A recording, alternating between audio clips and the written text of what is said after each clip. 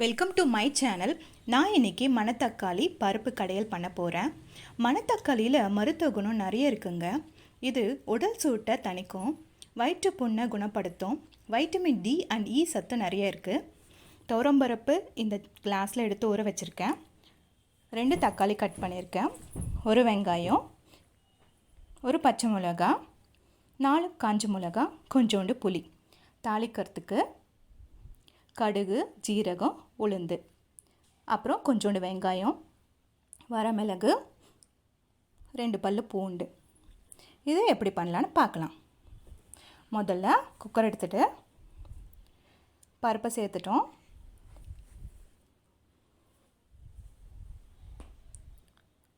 அப்புறம் மஞ்சத்தூள் கொஞ்சம், தக்காளி எல்லாத்தையும் சேர்த்துடலாம். கடைசியாக கீரையும் சேர்த்துடலாம்.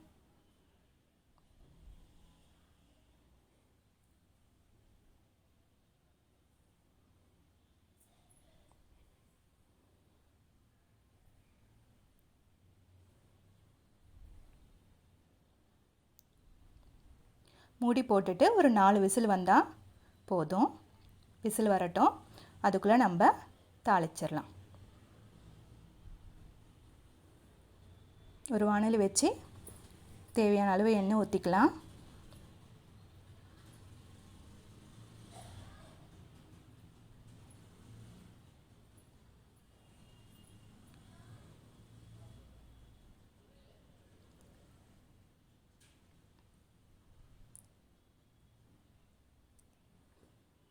எண்ணெய் சூடானதும் கடுகு, ஜீரகம், உளுந்தும் சேர்த்துடலாம். கடுகு வெடித்த அப்புறம் மீதி இருக்கிற பொருளையும் சேர்த்துடலாம். சேர்த்து நல்லா வதக்கிடலாம். இப்போ விசில் வந்துடுச்சு, 4 விசிலும் வந்துடுச்சு. ஏர் போன அப்புறம் ஓப்பன் பண்ணி பார்க்கலாம். வெந்துடுச்சு. சட்டியில் மாற்றிக்கிட்டு தேவையான அளவு உப்பு சேர்த்துக்கலாம். நல்லா கடைஞ்சிட்டு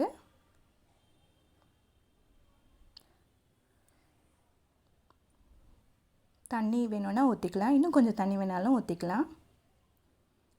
சில பேருக்கு திக்காக பிடிக்கும், சில பேருக்கு கொஞ்சம் தண்ணியாக இருந்தால் தான் பிடிக்கும். உங்கள் விருப்பப்படி நீங்கள் செஞ்சிடலாம். அவ்வளவுதான், வேறு பாத்திரத்தில் மாற்றிக்கலாம்.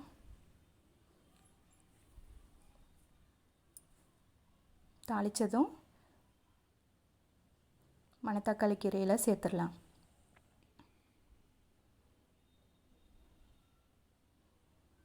கொஞ்ச நேரம் கொதிக்கட்டும். கொதி வந்துட்ட அப்புறம் இறக்கிடலாங்க.